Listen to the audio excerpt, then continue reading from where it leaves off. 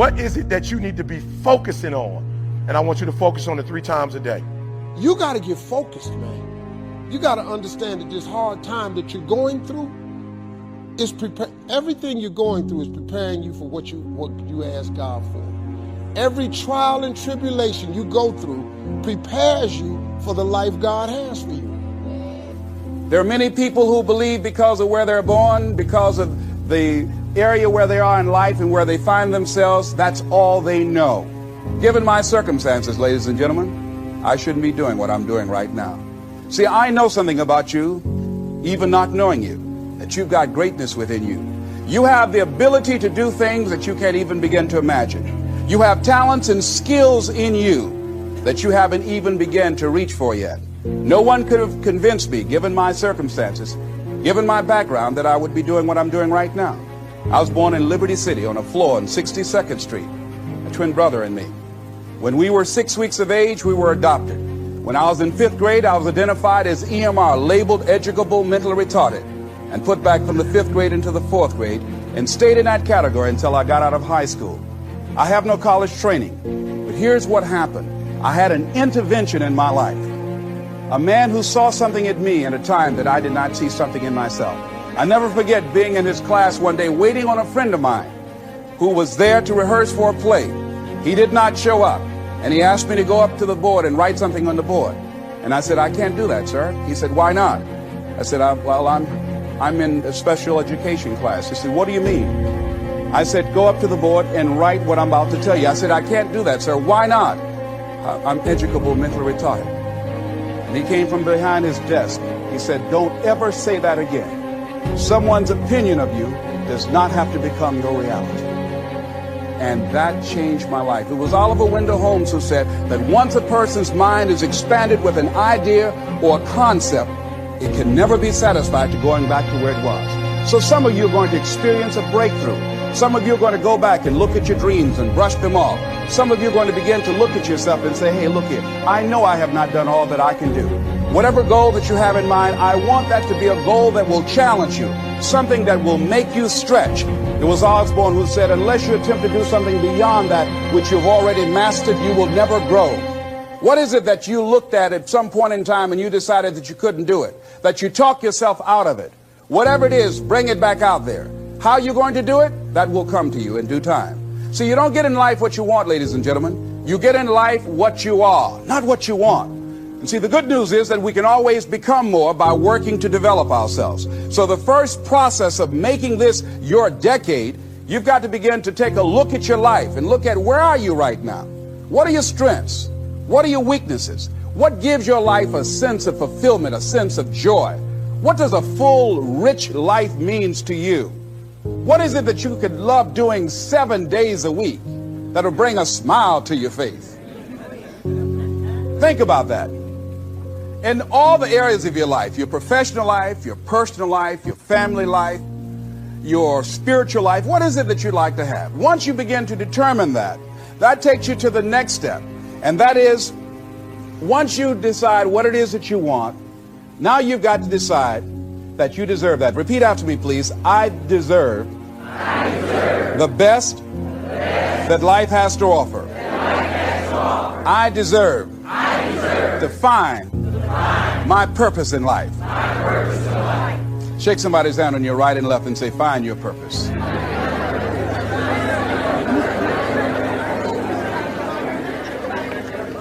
Do you know by actively pursuing your purpose, it could perhaps extend your life? The number one killer in this country of all the diseases we have, heart disease, is the number one killer. And if you ask most people, when is it that the majority of people have their first major heart attack? Some people will tell you as a result of obesity, or smoking cigarettes, or high cholesterol, or high blood pressure. And all of those are contributing factors. However, the truth of the matter is that most people don't realize that the majority of people suffer their first major heart attack on Monday morning between 8 a.m. and 9 a.m. People getting ready to go to jobs that they don't like, jobs that are making them sick. You see, when you're not pursuing your goal, you are literally committing spiritual suicide. When you have some goal out here that you're stretching for and reaching for that takes you out of your comfort zone, you'll find out some talents and abilities you have that you didn't know you had. I started speaking just to elementary school kids because I knew they didn't know what I was talking about. And they gave me all kind of standing ovations. We like you, yeah. Then I graduated up to junior high school and then to senior high school and then to various community groups and church groups and civic associations and then to colleges and to businesses. Now I'm traveling across the country and then traveling nationally and internationally. But I never would have discovered what I'm able to do right now if I wasn't willing to take a chance. You've got to be willing to do that. You've got to believe in yourself. Where will you be in your business, in your life in 36 months? Not because you hope, because you decide. Everyone in this room knows how to create. You're not a manager of your life, you're a creator of your life, or you wouldn't be in this room. How do you create your life? You get hungry for something, don't you? Who has done something in your life that once seemed difficult or impossible, and now it's part of your life? Who's got something in your life in this area? Say I. How did you do it? You created it 3 ways. Number 1, you decided there's something you wanted so bad that you unleashed all your desire. You became obsessed with it. If it was a business or a car or a relationship or a transformation in your body, if there's something you once envisioned and now it's real, it's because you didn't just envision it, you brought so much emotion to it that now it's in your life. It was once a dream, it was once a goal, and now it's in your life. How many have something like that in your life now? Say I. You may take it for granted now, hopefully not, but it was once just a vision. It may have seemed impossible at one time. So how did you do it? You started with a concrete vision of what you wanted, and you focused on it continuously, didn't you? Wherever focus goes, energy flows. You envisioned something, you got clear about it, and then you started thinking about all the reasons why you wanted it. You got excited about it. Said, this is what's next for me now. I want this. You may have dreamed about it, thought about it, talked about it. But when you focus on something continuously, something magical happens. You get insights, don't you? You overhear a conversation and you hear something you wouldn't have heard if you didn't have that outcome or goal that you wanted so badly. Do you realize that every day you thought you wasn't gonna make it? Do you remember them days where you thought it was absolutely unbearable and you thought you wasn't gonna endure that one? Do you know that your survival rate for every last one of them bad days is 100%? Your track record for surviving bad days is 100%. That's a fact.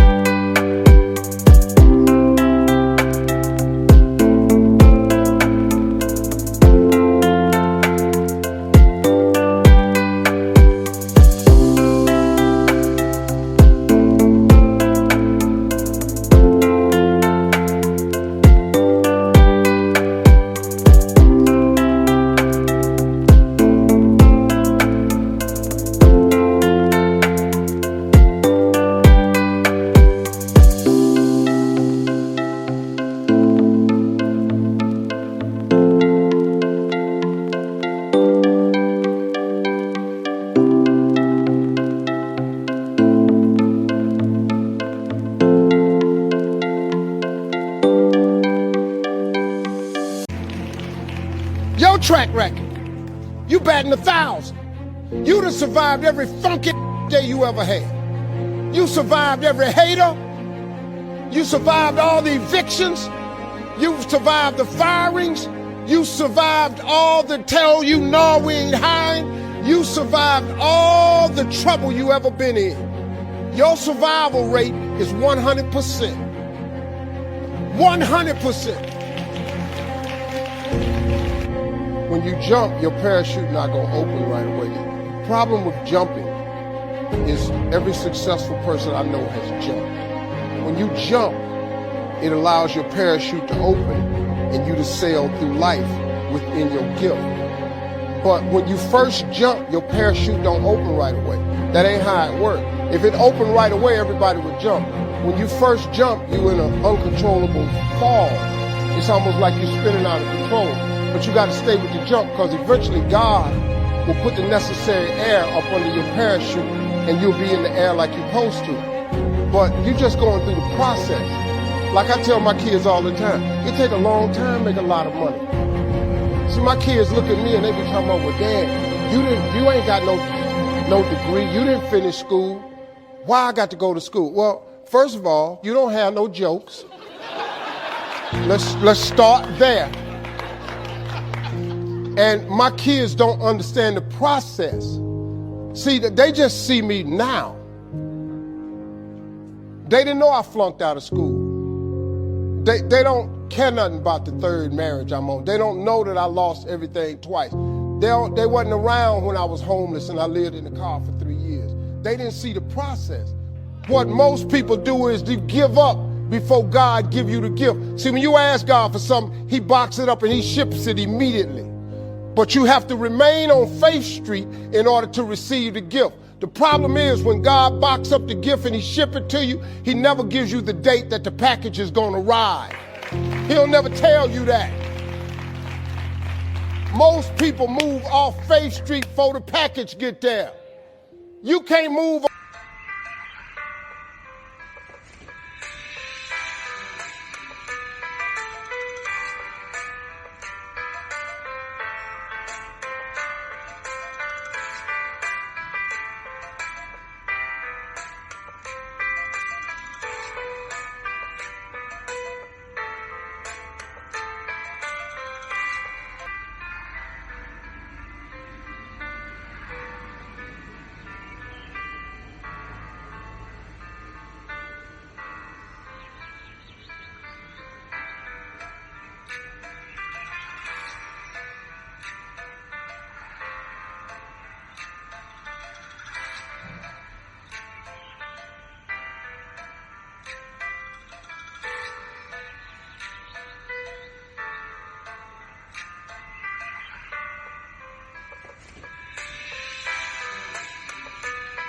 Over on the I Doubted Boulevard. He don't ship packages to I Doubted Boulevard. He only ship packages to Faith Street. You can't get over there on I Don't See House Circle. He don't ship nothing to I Don't See House Circle. So when you move out of faith, the package got to go back to sender. That's what happens. So you have to stay. You have to stay in the process and complete the fall. You're going to get cut up on the rocks. You're going to get your skin tore up. You're going to lose loved ones along the way. You're going to lose friendships along the way. Might lose your car, your job along the way. You might lose your house. But trust and believe that God got you. Name one time he ain't ever had you. That God I serve that done this for me, he'll do the same thing for you.